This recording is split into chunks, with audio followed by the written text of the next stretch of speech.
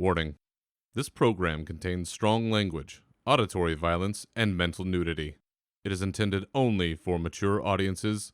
Listener discretion is advised.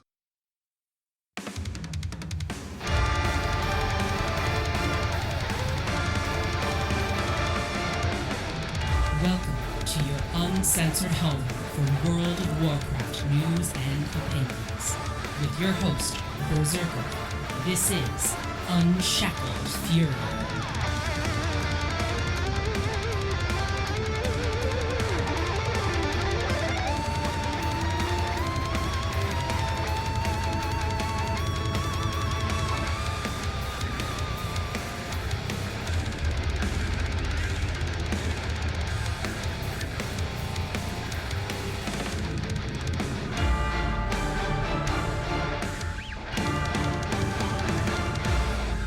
The PTR's raging.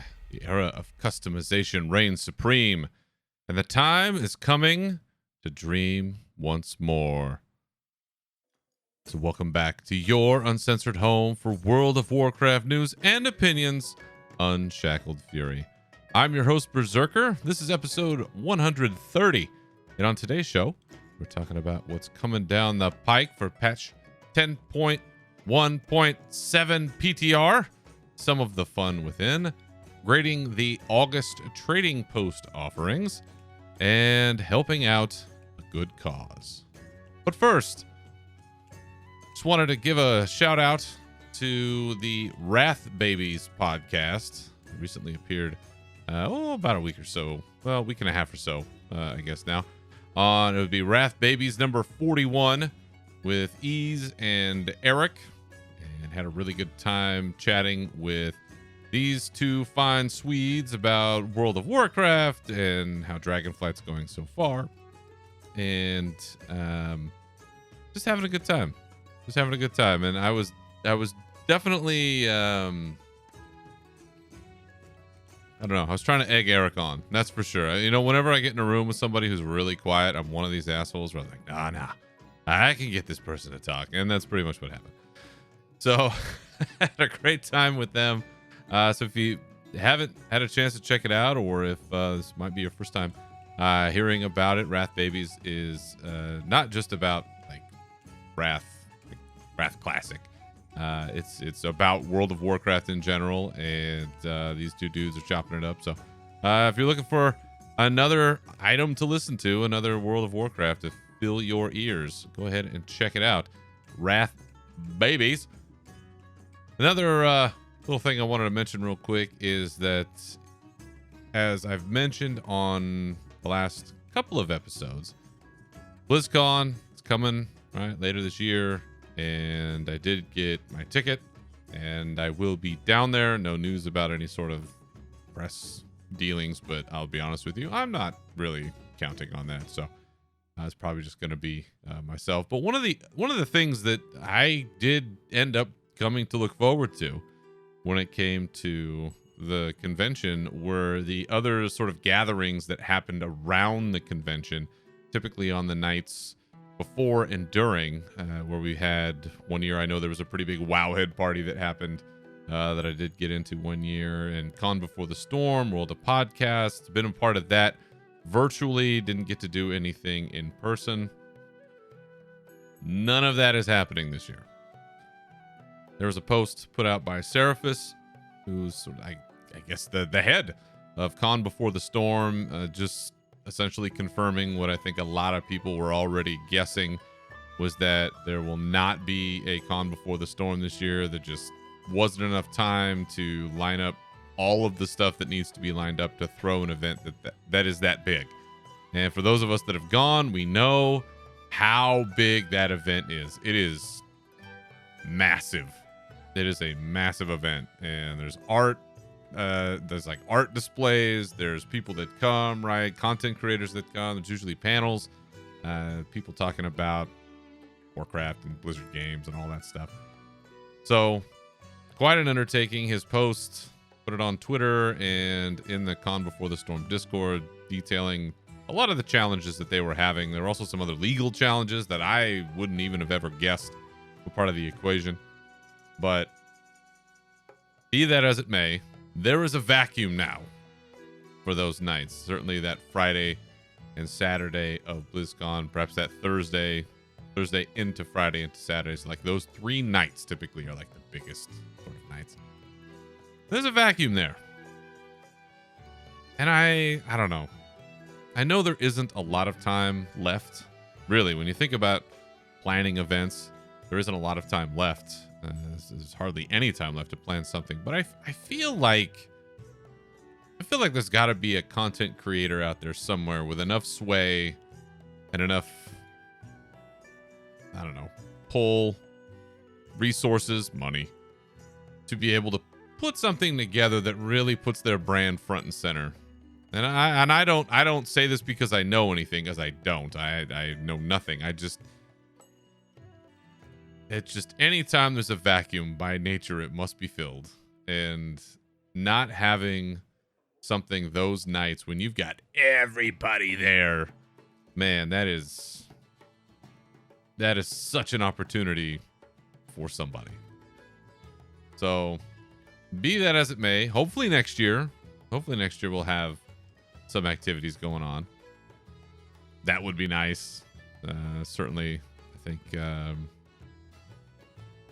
I came around to that. You know, at first I was like, who throws these parties? It's terrible. Turns out they were pretty good. And it's a shame, but we'll see.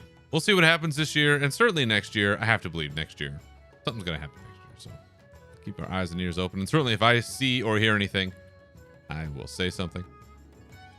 And finally, before we get into the rage segment for this week, got the metal album of the week for you. And I admit, this one's a little bit of a cop-out. It's a little bit of a cop-out. It's just what I've been jamming on. And, you know, sometimes I have to listen. It's a little on point, but here we go.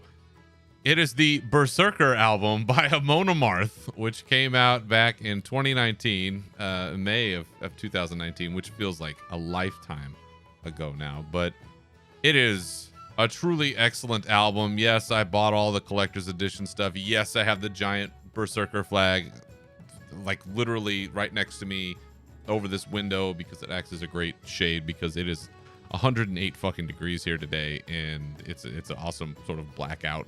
Yes, I have the Berserker sheet. Yes, I bought all the merch, right? I had to. But it is a really good album. All the way through, I mean, track 1 to track 12, it is just phenomenal. And I know they don't like Viking metal. They don't like that moniker. It's just badass metal from start to finish, with perhaps one of their greatest songs of all time. And I think they even talked about how this was sort of an homage to some of the older power metal songs. But Mjolnir, Hammer of Thor. I mean, from the very beginning, when you hear the pounding of the blacksmith's hammer, you just know you're in for something great. And for nearly 5 minutes, it's just skull-crushing awesomeness and a great story about Loki, really. And I can't recommend it enough. It is probably the last CD I'll ever put inside my ride. It lives in there permanently, which I'm probably getting too on brand at this point. But that is that is my recommendation. There's some great also music videos, because Amon Amarth, God bless them, they still do music videos. They're pretty fun. You know, it's a lot of like Viking conquest stuff and guys fighting and swords and shields. And if that's your jam, which it's mine, you'll never get tired of it. And this is full of it. So, yeah, Berserker, the Amon Amarth album of legend, is the metal album of the week this week. Now, we got to jump into a rage segment that this one's a little premature. I'm not going to lie. This one's probably a little premature, but I saw it. I can't ignore it. And we got to get into it. So let's go. Let's rage.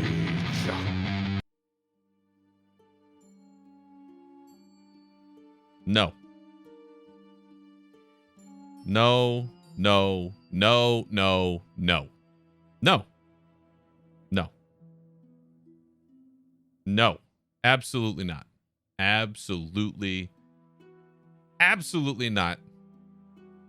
No way. I will not allow this. Sylvanas cannot come back before Anduin. And if you don't know what I'm talking about, and if you haven't seen this, well, here's your spoiler. There's going to be some spoilers this week, and I'm sorry. We're going to talk about some of the new heritage armors that are coming. One of them is the Forsaken heritage armor. And somewhere in there, there is I don't know, whatever they call it, like a spell effect. And it's simply Sylvanas. And what that has typically signaled and triggered is her doing something. And I swear to the fiery beard of Odin, if she makes some kind of appearance here, and Anduin is still out there wandering on his vision quest, I am going to be legitimately pissed. It hasn't been long enough. There has not been enough distance between us and Shadowlands.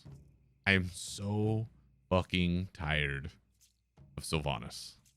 It's like Thrall. I was very tired of Thrall. Now when I see Thrall, I'm like, okay, it's Thrall. I'm so tired of Sylvanas. And I know there's a lot of loyalists out there, and I don't blame you. Great character, but holy shit. Will she, won't she? What's she doing? What's she not doing? Does this story make sense? Does it make sense? Does it not make sense? Why'd she do this? Why'd she do that? The story was convoluted. Like, there's lots of critiques, and just push all that down and away. And oh my God. Please don't bring her back. Please, please, please, please, please. I'm not ready. I can't do it. I mean, I don't even have a Forsaken character. So it's not like I'm going to be doing it or seeing it, but just knowing that she's out there back in the story, somehow live, and I have no hint or clue where my king is. It's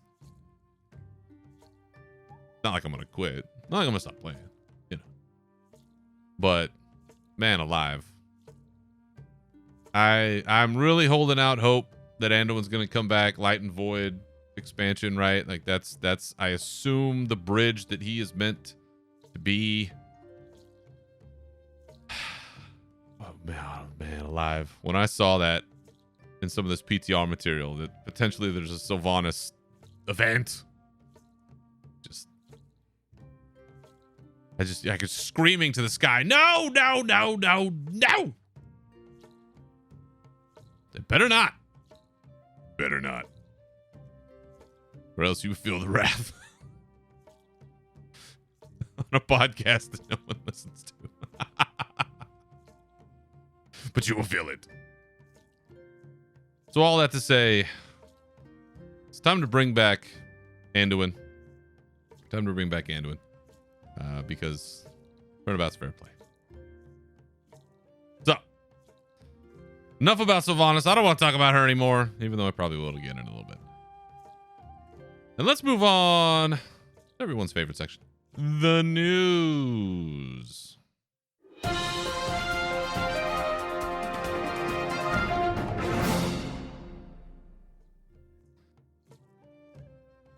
So I don't know if you've noticed, but a little quiet in Newsland these days. Your favorite content creators, you may have noticed, are not putting out as much content as they usually do. So, what we're going to try to do this week, I'm going to try to make, as they say, chicken salad out of chicken shit. We'll see what kind of episode we get out of this. So let's talk about patch 10.1.7. God, it's a mouthful. Fury Incarnate. It's already on the PTR.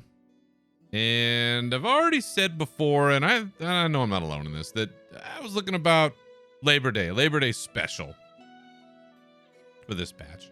This half patch, 3/4 patch, whatever it is, mini patch.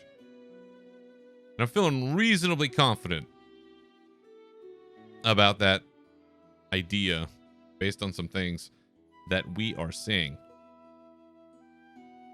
But the biggest thing overall that I'm seeing when I look at this mini patch is customization is king. And as we've talked about before, I love it. I'm thrilled that we are continuing to add to all of the various kinds of customization that we can have in World of Warcraft. There's so much room to grow. There's so many things that you can do, and there's only like a handful of things on my list. The human heritage armor, having something that Varian would wear, right? That was big on my list.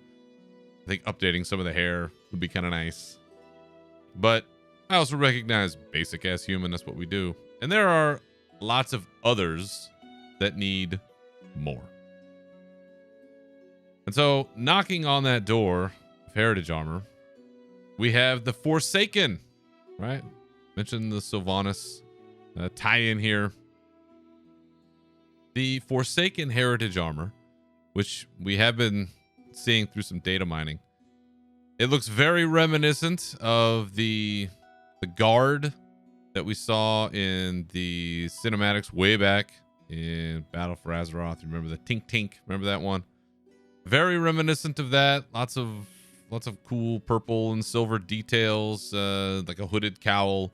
Like, I don't know what they call that back piece. It just looks like a coffin. But it's the Forsaken Champions attire. And it's got a coffin backpack, boots, a couple helm options. And we don't really know, as far as I can tell, up to the point of this recording, we don't really know what that quest line is going to look like. But the Sylvanas portion of this cannot be overlooked if that is true. Because however this data mining works, and I'm no expert, there seems to be some kind of Sylvanas spell, which in the past has been a trigger for her to appear or to do things or whatever. And some of the commentary that I've been seeing is related to the state of the Forsaken, the role that Sylvanas could play. Could she be a uniter in what is still a divided race in World of Warcraft? The what do they call it? The council, right? That was put together. The Desolate Council was meant to guide and help shape and further the Forsaken agenda. But it seems that there are still rifts between the Desolate Council and those that were still loyal to Sylvanas. So maybe it is an opportunity to go through the history of the Forsaken as you go through this quest line. Maybe it's something for Sylvanas to pop up and be like, listen, if you were loyal to me, don't be. I'm busy. I'm paying my penance. And I don't know. Maybe doing like a ghostly floating head phone call from the mall. Be like, hey, knock that shit off. Play nice. Maybe that's what we're doing. I don't know. But the Forsaken has always been a much beloved race in World of Warcraft, and it is about time that they get a heritage armor. And for what it is, I think it's pretty sweet. It's got the Lordaeron crest right in the whatever the what do you call that loincloth looking thing that hangs down on the belt?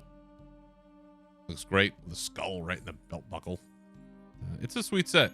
It's a sweet set. If I was a Forsaken, I'd be pretty happy about this one, getting to try that one on. But not much is known up to this point about the quest line itself, and certainly we'll keep an eye on that as that develops, along with the the Tink Tink Banner Guard, whatever, Forsaken champion. We're also getting 5 more skin color options for the Forsaken, which again, customization to match the character that you feel most approximates who you're trying to be in the world. The one thing, though, that I still have not seen that I know players have been asking for a very long time is some sort of an upright version. So you're not always hunched over, because as we've seen, especially around Battle for Azeroth, you may have people that just were killed in battle and then raised up, and they don't necessarily look all that different. Like, you remember Kalia Menethil, right? She was kind of a weird flex of the both. Then there was the brother, right? And he didn't look all hunched over and crazy like Igor, right? So there's room there, I think, even still to improve on the Forsaken's options. But 5 more of these skin color options, and they range from, you know, brown to white and got like a green and a grayish blue. That one actually looks kind of sweet. So more options rolling in for the Forsaken. And of course, the other heritage armor that we have come to know about is the Night Elf heritage armor. And this one is one that people have been waiting for as long as World of Warcraft has been a game, because it is very, very, very reminiscent of the original Night Elf in the very, well, it's not the very first. I think there was a little mini one that they released somewhere, but like the first official World of Warcraft cinematic, like when you first logged into vanilla, you know, the old World of Warcraft, base World of Warcraft, and that cinematic played. There's a Night Elf in there that's out in the forest, and right, she turns into a puma or whatever it is.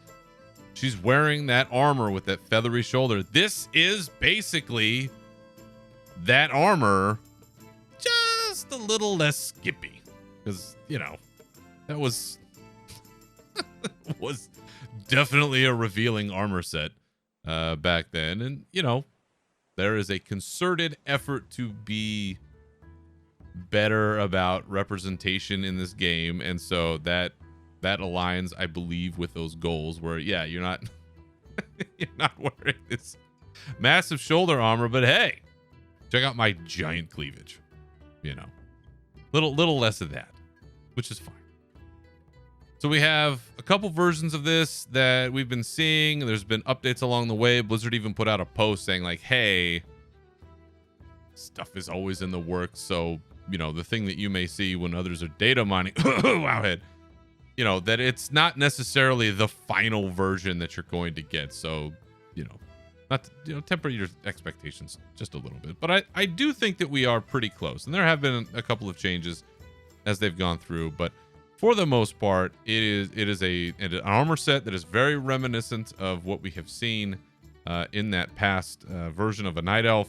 There are a couple of different tints to it. There's kind of a bluish gray version, and then there's that very purpley maroon, you know, deep red sort of version. And it is spot on in terms of that Night Elf druidic aesthetic. It's a gorgeous set. You know, again, all of these sets, they're knocking it out of the park. They are just absolutely rocking the art on these. And like the Forsaken, don't really know how these are acquired or what's going on yet, as far as I have seen.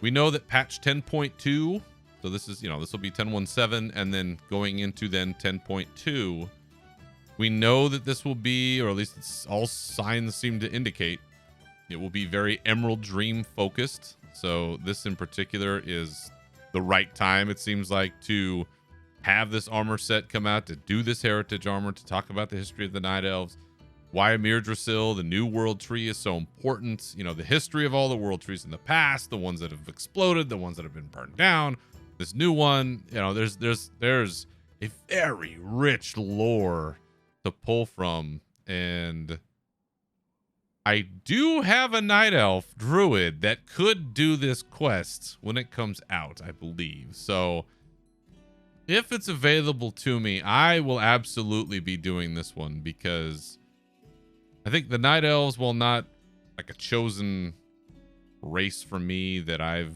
played in the game very often, it's always been one of my favorites in World of Warcraft. I know in Teldrassil, right, the old world tree, just being in that environment, the music, the whole kit there, the whole environment. It's, to me, it's second only to being in Elwyn Forest, right? Those early days of Warcraft, that sense of wonder, that sense of exploration, that sense of excitement, like those are like the quintessential, like real deep core things for me. And I'm pretty sure for a lot of other people too. And so it's going to be, I think, a really special opportunity to go through, to play through whatever this quest line is, obtain this armor, and then get us into 10.2, where once again, going to have to fight to save a world tree against a mad baddie. This time it's a giant dragon filled with shadow flame. I mean, that's going to be an amazing face-off.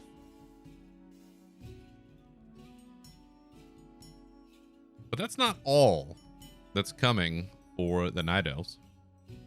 They also have new face and body tattoo options. I'm a big fan of these, obviously. Love tattoos.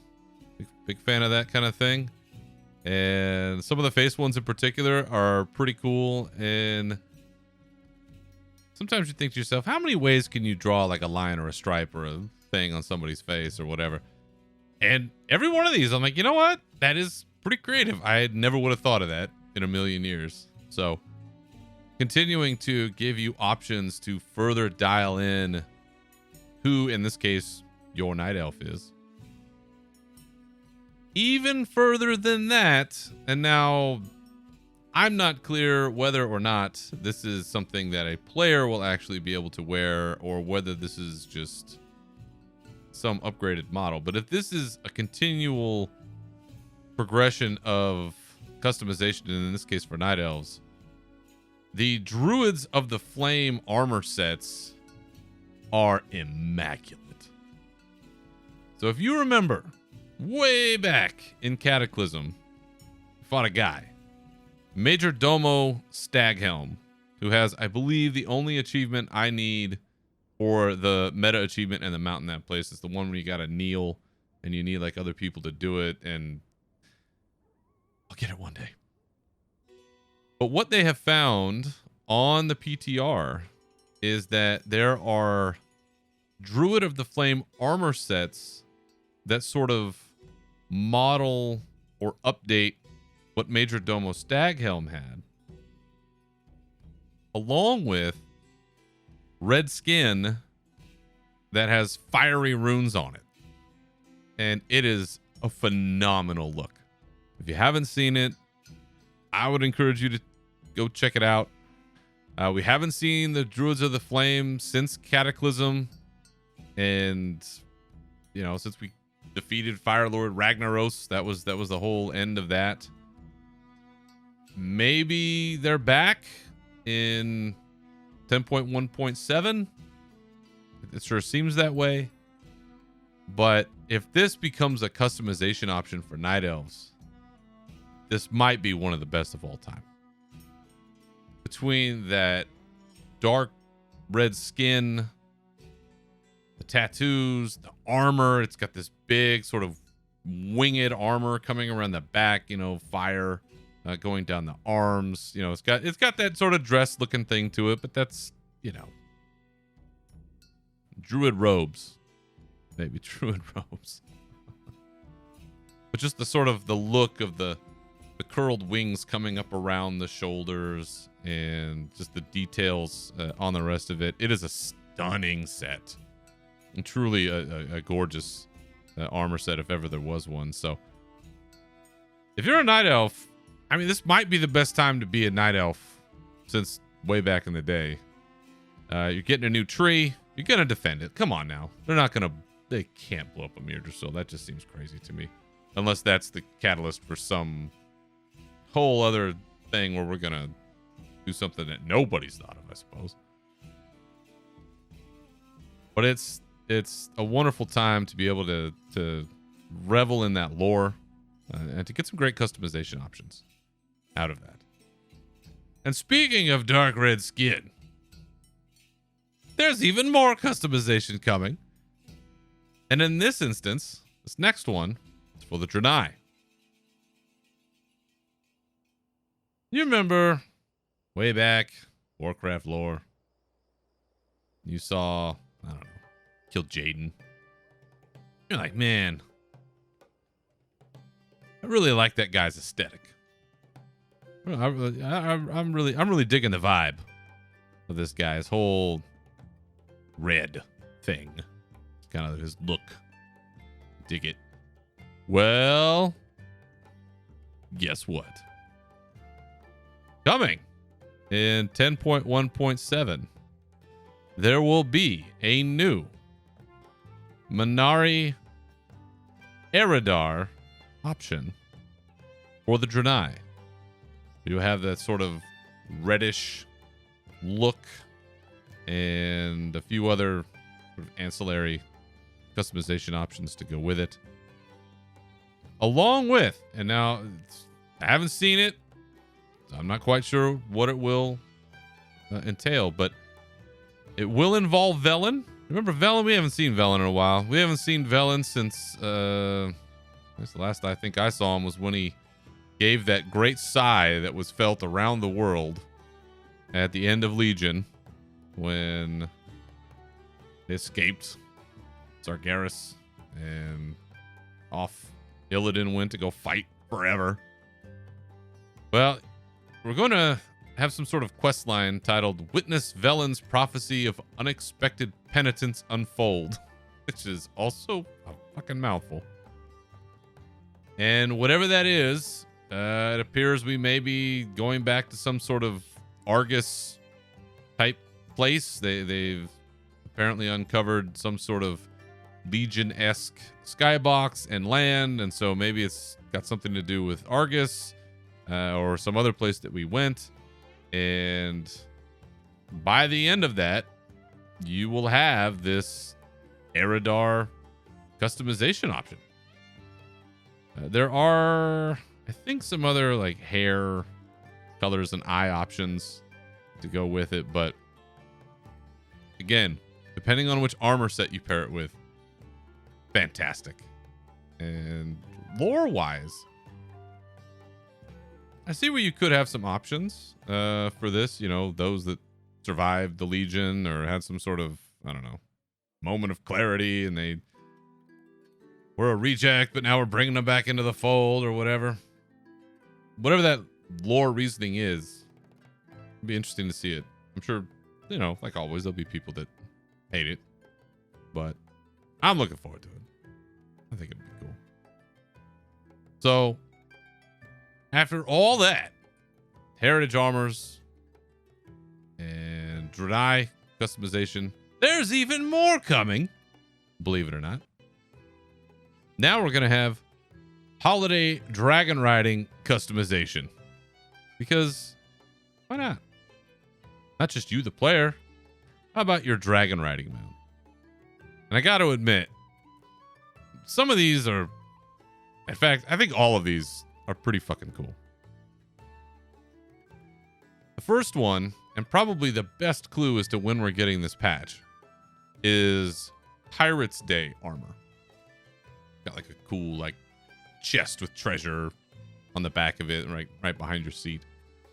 Now, that first one, if I recall, Pirates Day aligns with International Talk Like a Pirate Day, which is September 19th. So if we're out here looking at our calendars, say, well, are we going to get the patch, I don't know, right as this thing is going live? Because September 19th is a Tuesday. So is it possible that we'd get it that day? Maybe the week before? It's going to have to be in those, I think, those first couple weeks of September. Either right after Labor Day, maybe the 12th. Or maybe the 19th. We just log in and bang, there it is that first day. But I don't know that they would want to risk doing that on a patch day because it's only one day. So here we are looking at maybe September 5th or September 12th, which is right around the dang corner. I mean, this episode's going to be out on the 7th. Probably maybe 1 or 2 more episodes, and we're going to be off and running. So we'll have the Highland Drake Pirates Day armor. Next up, we're going to have the Windborne Velocidrake Hallows End armor. Pretty sweet. It's got a big pumpkin on it. The renewed Proto-Drake Brewfest armor. I think you can guess what's behind the seat, behind the saddle on that set. Yes, it's a giant keg. And perhaps one of the best of all, the Cliffside Wilderdrake, which is not my favorite drake. But the Day of the Dead armor is fucking awesome. It looks amazing. And that might be one I might switch over to. With the candles, you know, it's sort of looks like an Ofrenda kind of situation, but it's a gorgeous set. So those are your holiday dragon riding customizations coming in patch 10.1.7, and I think giving us the best indication of when we might be getting our hatch. Now, what else are we getting? Well, last but not least, I wanted to pull up the potential 19th anniversary reward, which is a recolor of Lil Deathwing that we got from the Cataclysm Collector's Edition. This will be Lil Frostwing, little giant whelp, little whelp with a giant jaw, giant metal jaw. Looks great. There will also be, which comes with a great description, what they think might be a potential anniversary mount, the Azure World Chiller. It will drop from the anniversary version of Doomwalker found in Teneris. And the description of this reads, in the corners of Azeroth, stories are told of a dreaded dragon who swept a pall of torment over the land. In some versions of this story, his fiery presence brought cataclysmic death and destruction worldwide. In other versions, he is blue. I like that one. So it is a giant bluish kind of version, maybe, of Deathwing. It's kind of that vibe if you got that mount. Beautiful mount. I think that's a suitable anniversary type mount. With 19, 20, better be good. A few other mounts that just coincidentally that they've looked at for upcoming events in 10.1.7. On the trading post, there's a Cold Flame Infernal. So if you remember those Infernal mounts, big, giant, sort of elemental looking guys. A Flare Core Infernal, so we'll have 2 Infernals. Both of those appear to be available on the trading post. And an in-game shop item, the Ginormous Gurlock. So we've already had 1 Gurlock. And now I guess we're going to get another one. That I wonder if that's a 6-month mount. 6-month sub mount. Well, I think we just got something for that. Maybe. Anyway, those are some of the extras coming in patch 10.1.7. Customizations, mounts, heritage armors. A lot of really great stuff in terms of kitting out your character how you want. But in terms of utility, there is one other item that I did want to bring to the forefront here on the podcast, because honestly, I think it's revolutionary. And that is the new ping system that is coming. Ping system. The way that Blizzard describes it is this. The new ping system allows you to quickly communicate with your team without having to use voice or text chat. Holding G plus left mouse button opens up a ping wheel where you can quickly call out commands such as attack, assist, warning, and on my way. You can also send contextual pings by holding G and clicking an enemy, the ground, or the unit frames. And there's a developer's note: if G is already bound to another function, the ping entry under key bindings will be unbound. Way back in Wrath, I remember for a hot minute, there was an add-on that somebody had made where you could draw on the physical space in a raid, and the other members of your team would see it. It was kind of like an AR type situation in a raid. And I'll never forget it. The only time I ever saw it is when we were in Icecrown Citadel and we were working on Sindragosa, and our raid leader at the time was using it to draw out, hey, here are the areas where these things are going to happen and this is going to happen. And it was incredibly helpful on that fight. And it was but a short few days or weeks. Once everybody discovered it, Blizzard found a way to basically kill it. And we've never seen anything since that I've at least taken notice of that was of any value. This ping system now will act as probably the best and closest corollary to that system that I've ever seen. And the way that it works, and I can imagine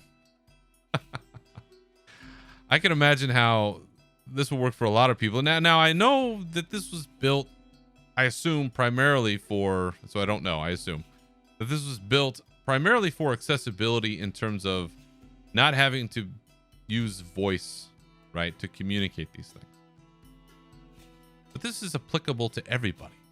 Because I think of every angry raid leader that I've ever been or heard, where you're trying to describe how do we get to a place, how do we, do a thing, and you're like, no, it's over here.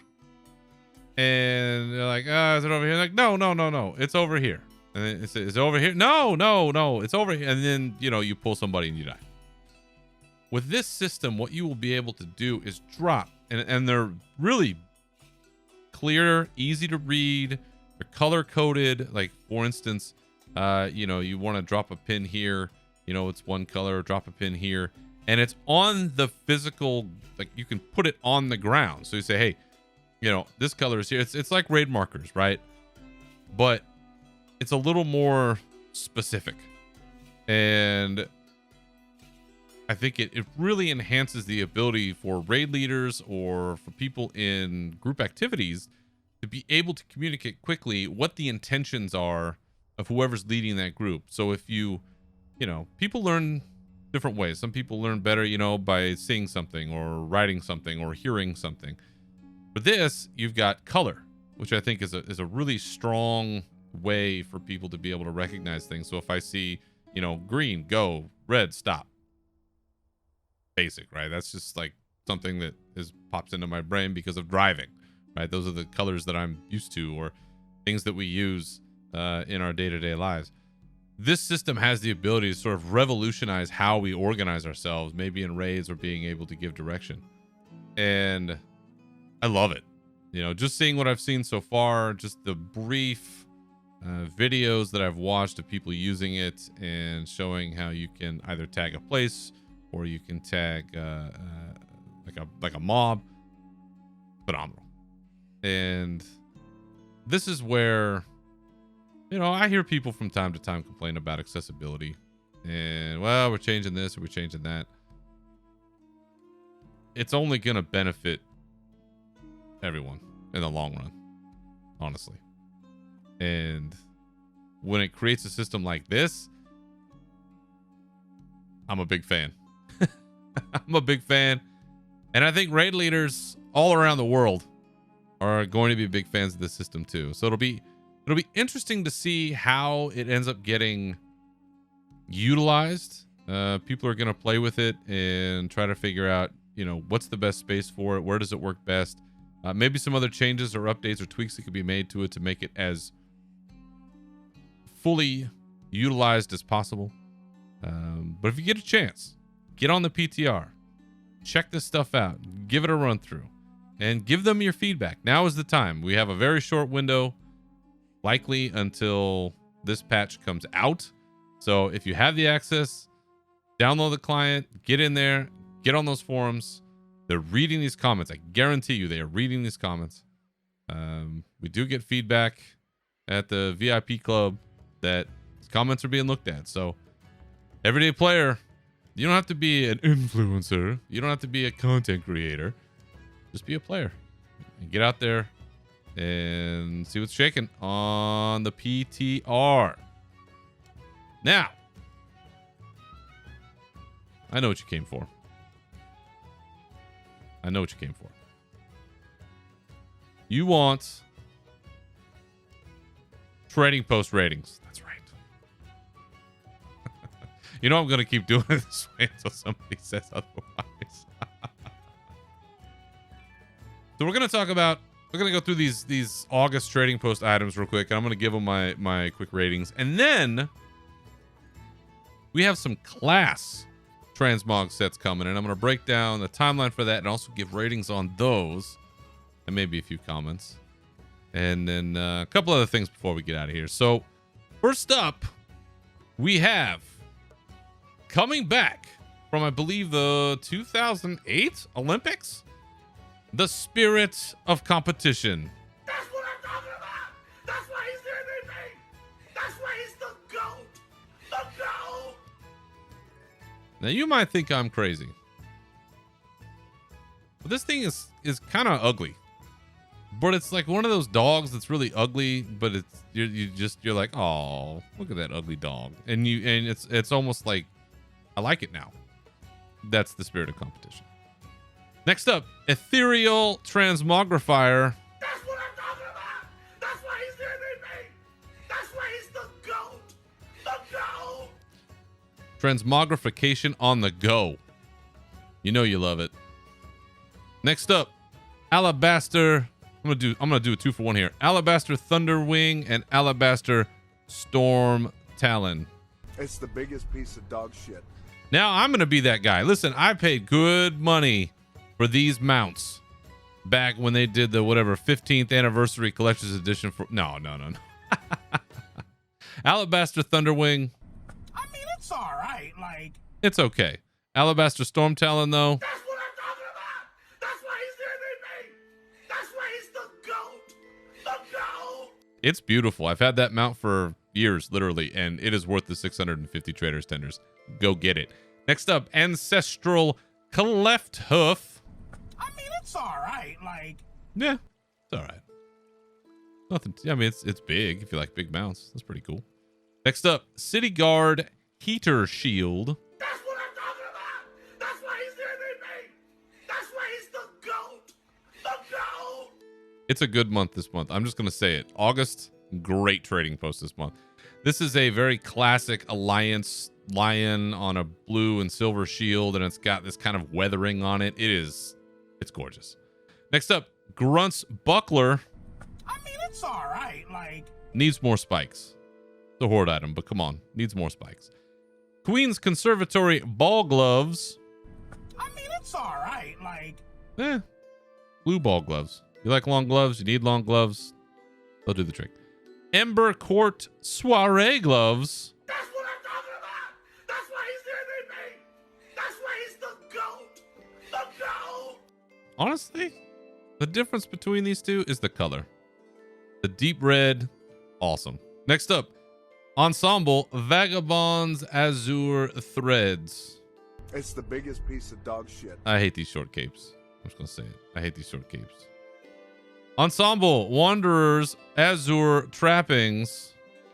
I mean, it's all right. Like, It's a basic blue coat and scarf. It's all right. Next up, Vagabonds Crimson Threads. that's what I'm talking about. That's why he's the MVP. That's why he's the GOAT. The GOAT. Now, I might have just talked trash about the short capes. This one's a little bit longer, it feels like, and it's that sweet red, deep red. Got great detail around the hood. That's a pretty good set. Next up, Ensemble Wanderer's Crimson Trappings.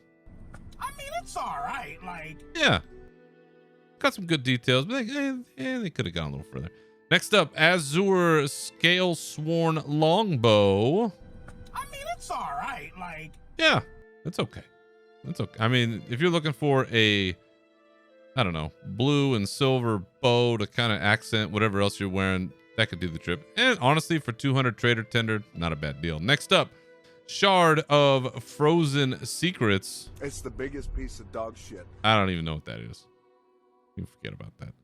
Next up, Azure Nexus Crescent.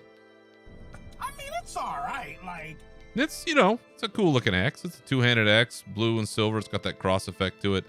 Looks like it's got a counterweight on the other end. It's pretty sweet. Next up, the Crimson Nexus Crescent. that's what I'm talking about. That's why he's the MVP. That's why he's the GOAT. The GOAT. The difference is the color.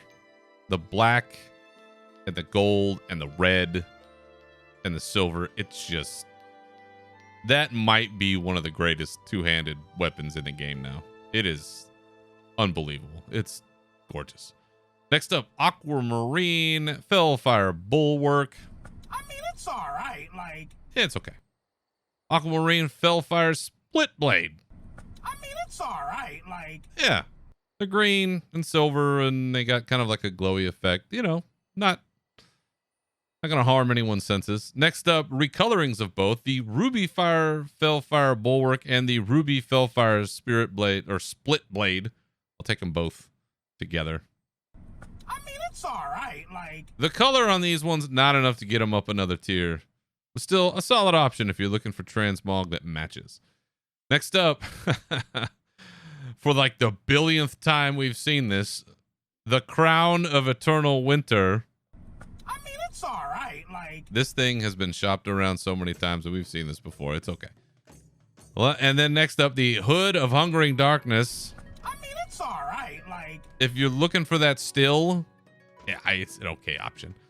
The Blade of Brutal Sacrifice. It's the biggest piece of dog shit. I don't even know what that is. I would not spend 400 Trader's Tenders on this, I don't know, half a dagger. I don't even know what this is. And then last up, the Fury of the Fire Lord. that's what I'm talking about. That's why he's the MVP. That's why he's the GOAT. The GOAT. If you have not bought the one-handed mace, the Fury of the Fire Lord, for 750 Trader's Tenders, no less, you're doing yourself a disservice. And then, I guess last is this month's bonus reward, the Ensemble Bones of the Blood Hunter. It's the biggest piece of dog shit. I'm not giving you Horties nothing. That's right. Forget about it. I'm not wearing that. It is an interesting looking set for sure, but there's none chance I'm grinding out for that thing. Zero chance. All right. Well, let's go on to what I know got more people's attention. Class armor sets coming to the trading post. And they've already told us which ones are coming and in which months through the end of the year. And the first 3 sets will be up in September. The first here is the Paladins, the Plate of the Light Avenger. That's what I'm talking about. That's why he's the MVP. That's why he's the GOAT. The GOAT. This is one of the best ones already out of the gate. It's got this, I don't know, Scarlet Crusade kind of flame detail on the shoulders. But overall, reminiscent of some older Paladin-y stuff, and it is a gorgeous set, and Paladins everywhere should rejoice. Next up, the Priest Silks of the Unnamed Cult. That's what I'm talking about. That's why he's the MVP. That's why he's the GOAT. The GOAT. It's an old god face. Bruh. It's an old god face. That's badass. I think people should be happy with that one. Next up, the Rogue Blood Onyx Uniform. It's the biggest piece of dog shit. They could have done better. This one is... it's a letdown. There's some red shoulders and like kind of like a mask thing. Like there's not gonna do it. For these though, it's not just the armor, it's also weapon sets that come with them. And just so you keep this in the back of your mind, the armor sets will be available for 450 traders tenders, and the weapon sets will be available for 500 traders tenders. So 950 trader tenders for the full kit, if that's what you're looking for. For the paladin, they have the armaments of the light shield, same ranking. It's I'll just rank all these together, weapons and armor sets. Beautiful set. Same with the priest. Beautiful scepter and the librum. It looks like a book. Those are cool. Now, the rogue weapon, there is one weapon. There's a blood onyx serrated edge dagger, which that one does look pretty cool. But the rest of them, yeah. Next, October, the Death Knight with the webbed Serenite exoskeleton and related weapons. It's the biggest piece of dog shit.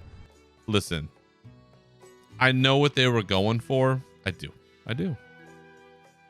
But this armor set legitimately looks like someone just spooged all over it.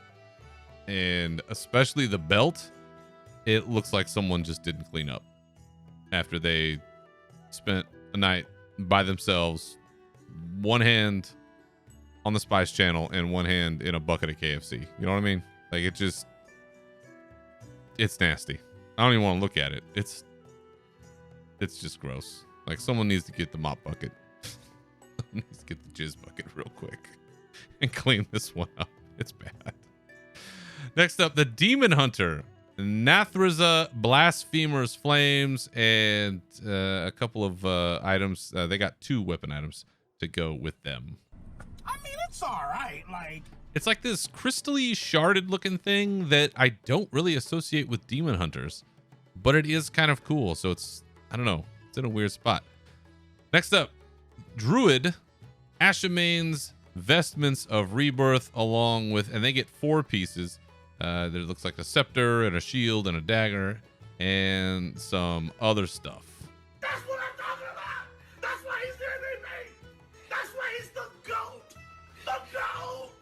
Now, I'll be honest, I'm not sure what the face is. I think it's like a lion. I don't know. It reminded me of Thundercats. And anytime you remind me of Thundercats, you're gonna win. That's just it. Next up in November, probably the most important month for Warlock, Jewels of the Alluring Call. I mean, it's all right. Like, It's okay. It's got like this, I don't know, blade on the shoulder. I can't quite tell. And the weapons that go along with it, you got the typical, skulls and stuff. It looks all right. Next up for the monk, Possessed Watcher Guys. that's what I'm talking about. That's why he's there, baby. That's why he's the GOAT. The GOAT. This is a fantastic set. It's got some kind of shoulder detail. I can't quite tell, but it's evocative of Mogu or Pandaren or something.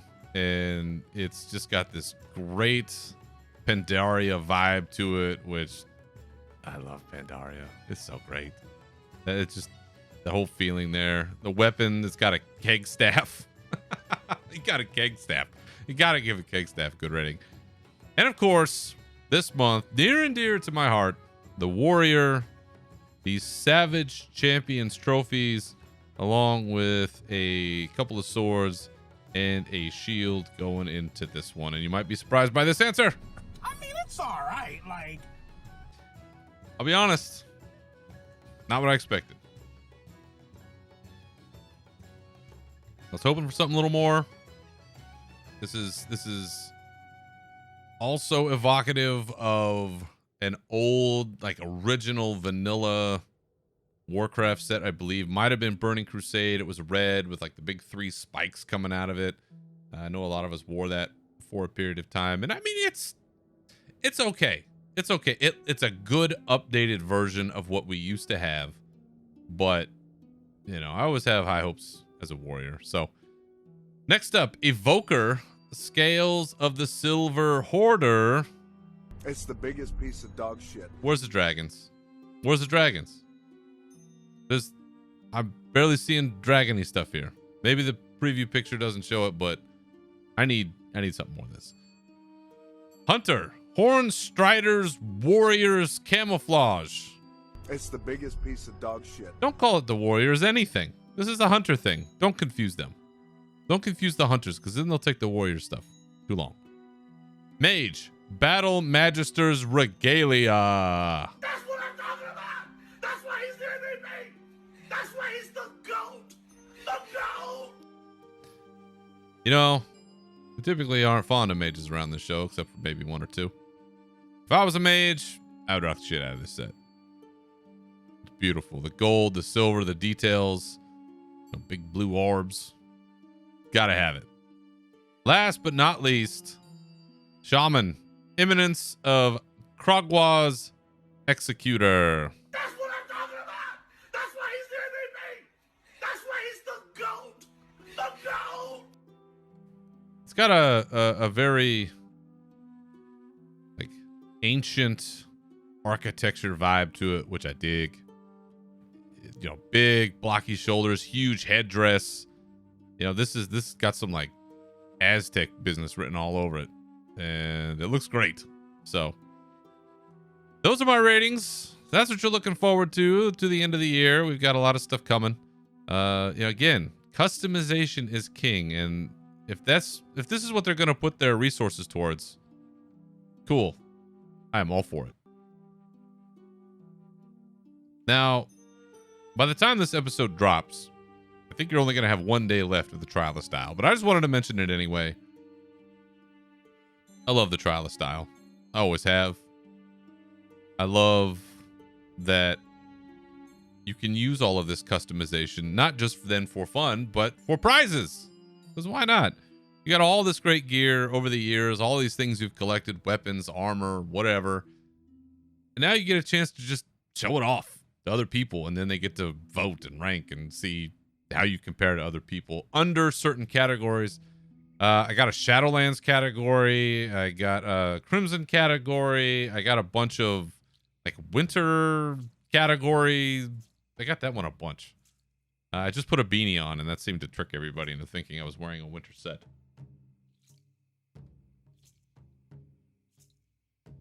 I love it. And it only happens every once in a while. So if you haven't had a chance, go talk to your local transmogrifier. Jump in there. You get whatever, like a minute and a half, I think, to put a set together. It's so much fun. The only complaint that I have, it's not even a complaint, this is a suggestion. We need more rewards. We need more rewards. All of the things that are there that you can buy with the Trial of Style tokens, yeah, I bought them a long time ago.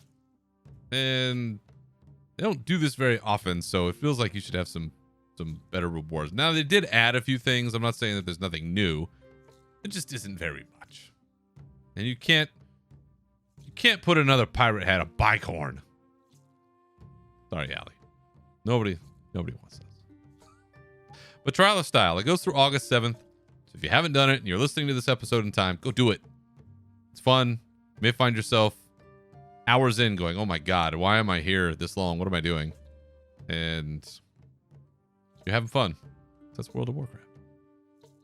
Last up, wanted to mention the charity program that's going on right now that World of Warcraft is doing through the end of this month of August. It is the Pet Pack for Ukraine. World of Warcraft, or Blizzard, has partnered with Blue Check to provide humanitarian aid to Ukraine, which, unless you've been living under a rock, right, has been in war, basically been in a war, conflict, battle, whatever you want to call it, with Russia, and there's other various political things going on, but it's been awful. And so what they've done is for the low price of a a couple cups of coffee, you can get yourself Sunny, an adorable golden retriever pet, and Flurky, a baby Murloc pet, which is they're both in the colors of the Ukrainian flag, the blue and the gold, and baby Murloc Flurky is even carrying the sunflower, the national flower of Ukraine. So if you haven't had a chance, listen, I know people aren't big on the shop and this and that, but if you can drop a few bucks and help out some folks, and you get a golden retriever out of it, which as somebody who was not a dog person and then had a golden retriever and became a dog person, and hopefully we'll be getting another dog here in the next few months. Fingers crossed. Let's hope. It's, you know what? Golden retrievers should be everywhere. So that's the price. Then there you have it. Through August 29th, Pet Pack for Ukraine. It's on the store. It should be very easy to find. All right. I think we've done enough damage for one episode. My thanks to all of you for listening. And remember, always follow me and this show on Twitter at Berserker Rage and Unshackled_Fury. On Blue Sky at Berserker. I actually got the damn handle. As well as on Twitch at Unshackled Fury and Real Berserker. You can also join our Discord, links for which are in the profile of the show on Twitter and on our bonus roll page. Feel free to contact the show with your questions, comments, or otherwise through any of those resources or unshackledfury.com. And you can find the show wherever you get your podcasts. So once again, thank you for listening. Remember to keep your swords wet, your banners high, and we'll see you next time. Farewell.